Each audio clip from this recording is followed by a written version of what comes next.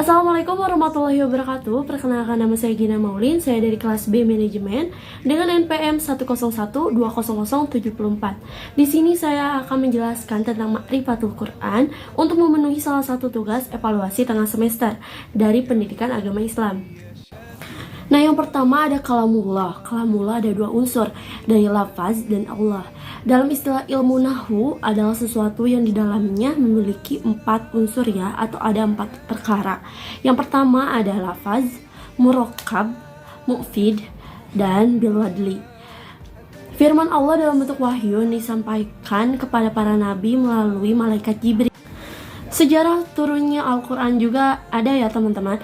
Sejarahnya turun Al-Quran yaitu disebutnya nuzulul Quran, yang berarti nuzul adalah kata jadian dari kata kriya nazala yang berarti turun. Turunnya Al-Quran lebih sering digunakan istilah nuzulul Quran, dan bahkan terdapat peringatan nuzulul Quran sebagai bentuk penghormatan dan pengagungan terhadap Al-Quran.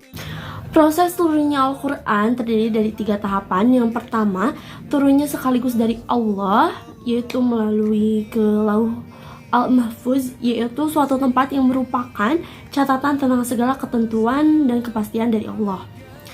Dan yang kedua, Al-Quran diturunkan dari Lauh Mahfuz ya ke Bait Al-Izzah, tempat yang berada di langit dunia, sebagaimana firman Allah dalam Quran surat Al-Qadar ayat 1. Al-Quran yang ketiga yaitu diturunkan dari Bait Al-Izzah ke dalam hati Nabi, dan jalannya berangsur-angsur sesuai dengan kebutuhan.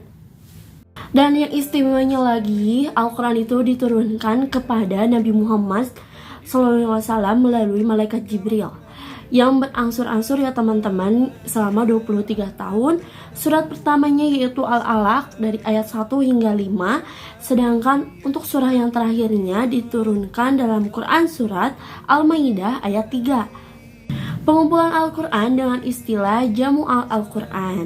Untuk masa-masa penulisan Al-Quran itu ada 3 ya, yaitu pada masa Nabi Muhammad ditempuh dengan 2 cara, yaitu ada al-jam'u fis sudur dengan menghafal dan memahaminya. Lalu yang kedua ada jam'u fis sudur dengan cara ditulis teman-teman. Masa khulafa yang kedua yaitu ada masa Khulafaur Rasyidin. Yang pertama adalah masa Khalifah Abu Bakar Asy-Siddiq dengan pengumpulan naskah-naskahnya, yaitu ibaratnya manuskripnya Al-Quran gitu. Untuk masa Khalifah Utsman bin Affan adalah menyatukan penulisan Al-Quran dengan bahasa Arab agar tidak ada perselisihan di antara umat muslim, karena umat muslim pada untuk beragama Islam itu sudah menyebar ya di mana-mana, sehingga takutnya ada kesalahpahaman dalam pemahaman Al-Qurannya gitu. Masa setelah Khulafaur Rasyidin yaitu pada masa ini yang mulai dalam tahap penyempurnaan dalam penulisannya agar lebih jelas. Lalu yang selanjutnya ada unsur mukjizat. Unsur mukjizat itu ada 4 ya teman-teman. Yang pertama, hal atau peristiwa yang luar biasa. Yang kedua, terjadi atau dipaparkan oleh seseorang yang mengaku nabi. Yang ketiga, mengandung tantangan terhadap yang meragukan kenabian ya. Yang keempat, tantangan tersebut tidak mampu atau gagal dilayani begitu. Lalu untuk mengenal Al-Quran kita disebut juga dengan Ta'rifatul Quran. Untuk mengenal Al-Quran itu ya ada mukjizat Al-Quran. Kata mukjizat berasal dari bahasa Arab yang berarti sesuatu yang membuat pihak lain tidak berdaya di hadapannya. Sedangkan dalam istilah agama, mukjizat adalah hal yang luar biasa yang Allah berikan kepada seorang nabi atau rasul untuk membuktikan kebenaran pengakuan kenabian atau kerasulannya. Dan untuk syarat-syarat mukjizat tidak mudah ya teman-teman, yaitu menurut Al-Khutubi ada 5 syarat. Yang pertama adalah sesuatu yang tidak bisa dilakukan, hanya Allah saja yang bisa ya, Allah Subhanahu wa Ta'ala. Yang kedua, sesuatu yang di luar kebiasaan yang tidak bisa dilakukan selain Allah, disampaikan terkait dengan syariat atau dakwah. Yang ketiganya, yang keempatnya terjadinya karena adanya penentang. Yang kelimanya, seseorang yang tidak dapat mendatangkan. Begitu untuk syarat-syarat mukjizat. Dan untuk macam-macam mukjizat itu ada apa? Yang pertama itu ada mukjizat hissi, yaitu mukjizat yang bersifat material, indrawi, dan tidak kekal.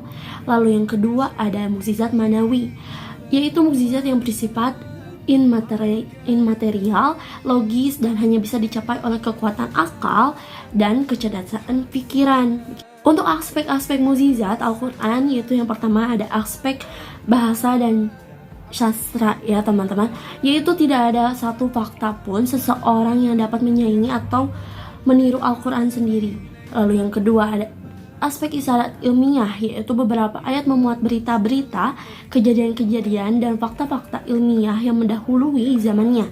Ayat-ayat yang mengisyaratkan ilmu pengetahuan, tidak ada yang bertentangan dengan fakta ilmiah pengetahuan modern. Lalu yang ketiga ada aspek kisah-kisah purba, yaitu kisah dalam Al-Quran berbeda-beda. Dengan kisah pada umumnya, Al-Quran memuat kisah-kisah kehidupan manusia yang paling purba. Yang keempat ada aspek hukum, yaitu hukum-hukum yang tercatat di dalam Al-Quran terkadang memberikan perincian yang sangat khusus, sementara beberapa lainnya mujmal atau global ya secara umum, dan perinciannya diterangkan dalam sunnah. Untuk aspek secara hukum yaitu ada dua. Yang pertama ada secara umum ya. Untuk secara umum itu hukumnya diantaranya ada akidah atau i'tiqadiyah yang membahas perkara keimanan dan kepercayaan dalam Islam. Lalu yang kedua ada ya hukum akhlak atau disebut juga hukum hulukiyah. Untuk hukum hulukiyah ini membahas perkara amal manusia atau perbuatan manusia ya. Dan yang ketiga adalah hukum syariat atau syariah yang mengatur perkara hubungan dengan Allah yang disebut dengan hablum minallah, aturan dengan sesama manusia disebut hablum minannas, dan alam sekitar.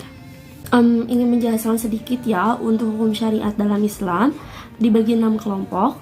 Yang pertama itu ada hukum ibadah, hukum muamalah, lalu ada hukum perkawinan, lalu ada hukum waris, lalu ada hukum pidana, dan yang terakhir adalah hukum politik. Sekian dari saya untuk menjelaskan sedikit tentang Ma'rifatul Quran. Mohon maaf apabila ada kesalahan. Wassalamualaikum warahmatullahi wabarakatuh.